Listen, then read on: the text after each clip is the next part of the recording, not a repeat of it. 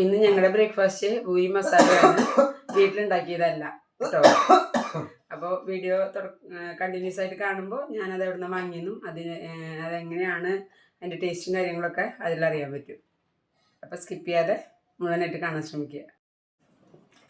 Good morning. അന്തുവിന് ഭക്ഷണം കൊടുക്കാൻ പോവാണ്. അപ്പോൾ ഇത് 2 വാൾനട്ട് കേട്ടോ. ഇന്ന് രാവിലെ കുറച്ച് എണീക്കാൻ വയ്യും, കഴുത്ത് വേദനയായിട്ട് ഡോക്ടറെ കാണിച്ച് മരുന്ന് കഴിക്കുന്നുണ്ട്. അപ്പോൾ അതിൻ്റെ ക്ഷീണം തോന്നുന്നു. അപ്പോൾ രാവിലെ ബ്രേക്ക്ഫാസ്റ്റ് ഉണ്ടാക്കിയില്ല, ചോറും കൂട്ടാൻ ഉപ്പേരിയൊക്കെ വെച്ചു. അപ്പോൾ ശ്രീമു ശരവണ ഭവനിന്ന് പൂരി, നല്ല പൂരിയാട്ടോ. ഈ പൂരിയും മസാലക്കറി. ഇന്നിപ്പോൾ കടലക്കറിയാണ്. സാധാരണ അവർ കുറുമ തരാറ്. ഇപ്പൊ ഗ്യാസിന്റെ പ്രശ്നം ഭയങ്കരല്ലേ? ഗ്യാസിന്റെ പ്രശ്നം ഭയങ്കര പറഞ്ഞുതരാം. ഗ്യാസിന്റെ പ്രശ്നം രൂക്ഷമായ കാരണം പല ഹോട്ടലുകളും ഇപ്പോൾ തൃശ്ശൂര് ഹീറോ ഹോട്ടലൊക്കെ അടച്ചു, ചില ഹോട്ടലിലെ ബ്രേക്ക്ഫാസ്റ്റ് ആയിട്ട് ചുരുക്കി, അങ്ങനെയൊക്കെ ഉണ്ട്. അപ്പൊ അത് കാരണം തോന്നുന്നു. ഇനി എന്താ നീ ചോദിച്ചേ? യുദ്ധം നടക്കുന്നത് അറിയില്ലേ? അപ്പൊ എവിടുന്ന നമുക്ക് വാതകമായാലും പെട്രോളൊക്കെ ആയാലും വരുന്ന സ്ഥലങ്ങളാണ് ഗൾഫ് രാഷ്ട്രങ്ങള്. അപ്പൊ ഈ ഗൾഫ് രാഷ്ട്രങ്ങളിലാണ് യുദ്ധം നടക്കണേ. അപ്പൊ നമ്മുടെ ചരക്ക് കപ്പലുകൾ വരാനുള്ള ബുദ്ധിമുട്ട്. അപ്പം എല്ലാ സ്ഥലവും ഗ്യാസിന് ഞങ്ങൾ ബുക്ക് ചെയ്യാനായിട്ട് നോക്കിയിട്ട് വിളിച്ചിട്ട് കിട്ടണമെന്നില്ല, പരിധിക്ക് പുറത്താന്നാ പറയണേ. ചേച്ചിക്ക് ഇന്നലെ രാത്രി എത്ര മണിക്കാണ് ചേച്ചി വിളിച്ചെന്നറിയില്ല. രാത്രി ഉറക്കത്തിനിടയിൽ എണീറ്റിട്ട് വിളിച്ചപ്പോൾ കിട്ടി, ബുക്കിംഗ് ആയി എന്നൊക്കെ പറഞ്ഞു. പക്ഷെ മെസ്സേജ് ഒന്നും വന്നിട്ടില്ല ഇതുവരെ. അപ്പോൾ അത് കാരണം നമ്മള് ഗ്യാസിന്റെ കാര്യമൊക്കെ ഭയങ്കര പ്രശ്നത്തിലേക്കാണ് പോയിക്കൊണ്ടിരിക്കുന്നത്. എത്ര നാൾ ഭക്ഷണം കഴിച്ച് ജീവിക്കാൻ പറ്റുന്ന അറിയില്ല. അടുപ്പൊന്നും ഇല്ലാത്തതിന് പണ്ടത്തെ പോലെ അടുപ്പൊന്നും ഇല്ലല്ലോ. ഇപ്പോൾ അടുപ്പുള്ളവർക്കാണെങ്കിൽ കുഴപ്പമില്ല, ഞങ്ങളുടെ വീട്ടാണെങ്കിൽ അടുപ്പ് തന്നെ ഇല്ല. എന്ത് ചെയ്യുന്ന അറിയില്ല, ഞങ്ങൾക്ക് ബുദ്ധിമുട്ടാണ്. യുദ്ധമാണെങ്കിൽ ഒരു അവസാനത്തേക്കും എന്താ പറയുക, അതിനൊരു കോംപ്രമൈസ് ഒന്നും കാണുന്നില്ല അല്ലേ? എന്തിനാണ് ഇങ്ങനെ യുദ്ധം ചെയ്തിട്ട് രാഷ്ട്രങ്ങൾ അങ്ങോട്ടും ഇങ്ങോട്ടും തല്ലി നശിക്കുന്നതെന്ന് നമുക്കറിയില്ല. നമ്മുടെ അമേരിക്കൻ പ്രസിഡന്റാണ് ഇതിനെല്ലാത്തിനും കാരണം എന്നാണ് പറയുന്നത്. പേടിക്കാനൊന്നുമില്ല, നീ പേടിക്കൊന്നും വേണ്ട. അനി അമേരിക്കൻ പ്രസിഡന്റ് എടുത്ത് പറഞ്ഞ കാരണം ഒരു വിഷമം. അല്ലാതെ ഇപ്പോൾ ട്രംപാണല്ലോ, ട്രംപും ഇസ്രായേലും, അതായത് അമേരിക്കയും ഇസ്രായേലും കൂടിയിട്ടാണല്ലോ ഇപ്പം ഇറാനെ ആക്രമിച്ചുകൊണ്ടിരിക്കുന്നത്. അതിൻ്റെ ഭാഗമായിട്ടാണ് ഇറാൻ ഗൾഫ് രാഷ്ട്രങ്ങളിലെ അമേരിക്കയുടെ സൈനിക താവളങ്ങളും അല്ലെങ്കിൽ അങ്ങനത്തെ സംഭവങ്ങളൊക്കെ യുദ്ധം ചെയ്തുകൊണ്ടിരിക്കുന്നത്.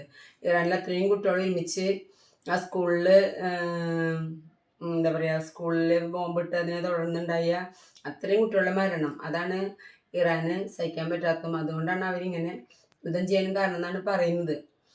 അപ്പം ഒരിക്കലും നമ്മൾ അറിഞ്ഞുകൊണ്ടൊരു സ്കൂളിന് നേരെ ഒരു കൊച്ചു കുട്ടികളുടെ നേരെ ആക്രമണം ചെയ്യാൻ പാടില്ല.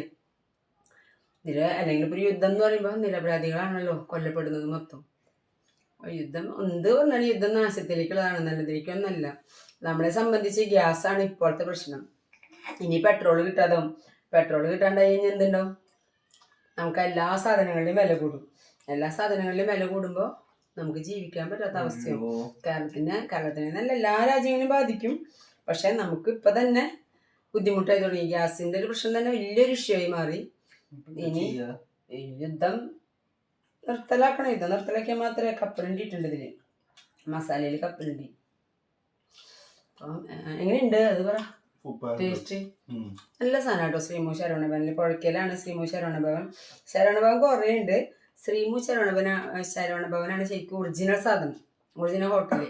അവിടുത്തെ ഫുഡൊക്കെ നല്ല ടേസ്റ്റാണ്. ഗുരുവായൂർ പോയി വരുമ്പോൾ ചൂണ്ടലിൻ്റെ അടുത്ത് വരുന്നുണ്ട്. ഞങ്ങൾ ഗുരുവായൂർ പോയി വരുമ്പോൾ അവിടെ കയറാറുണ്ട്. അവിടെ നിന്ന് ചപ്പാത്തി കുറുമയോ അല്ലെങ്കിൽ വേറെ എന്തെങ്കിലും കറികൾ വാങ്ങി കഴിക്കാറുണ്ട് ഞങ്ങൾ. ഇന്നെനിക്ക് പോയ 1 മാസം വരെ എത്തും തോന്നണില്ല. എല്ലാ കാര്യങ്ങളും ഭയങ്കര പ്രശ്നത്തിലേക്കാണ് പോണത്. നിങ്ങൾക്കൊക്കെ ഗ്യാസിന് ബുദ്ധിമുട്ടുണ്ടോ? വീട്ടിൽ ഗ്യാസ് സ്റ്റോക്ക് ഉണ്ടോ? എത്ര സ്റ്റോക്ക് വയ്ക്കൂല, മാക്സിമം 1-2 കുറ്റിയല്ലേ നമുക്ക് സ്റ്റോക്ക് വയ്ക്കാൻ പറ്റുള്ളൂ. അപ്പോൾ ട്രൈ ചെയ്തുകൊണ്ടിരിക്കുക, എപ്പോഴും വിളിച്ചുകൊണ്ടിരിക്കുക. ഏതെങ്കിലും ഒരു സമയത്ത് നമുക്ക് ഭാഗ്യം ഉണ്ടെങ്കിൽ കിട്ടുമെന്നാണ് പറയണത്.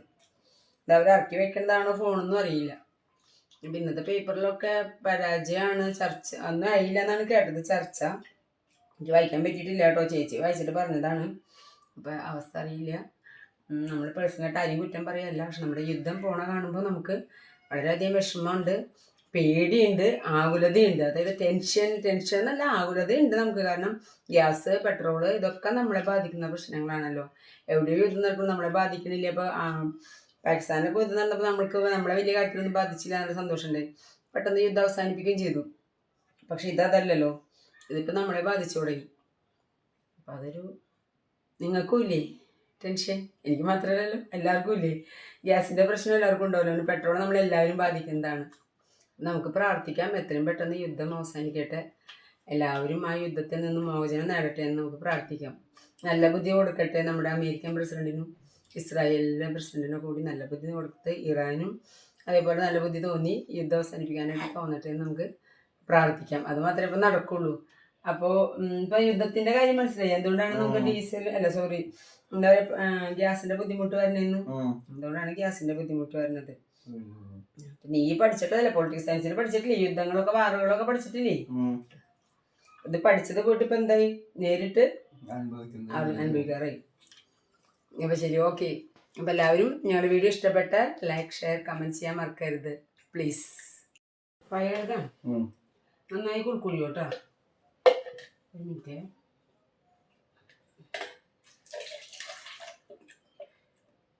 നന്നായി കുളിച്ചു.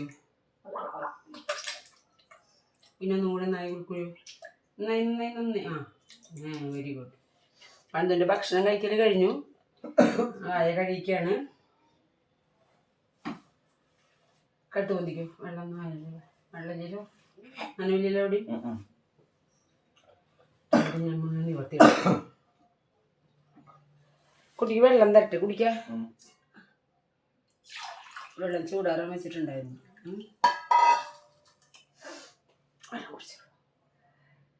അന്നിൻ്റെ ഭക്ഷണം കഴിക്കൽ കഴിഞ്ഞു കേട്ടോ. അന്നിൻ്റെ കൂടെ ഞാനും കഴിച്ചു.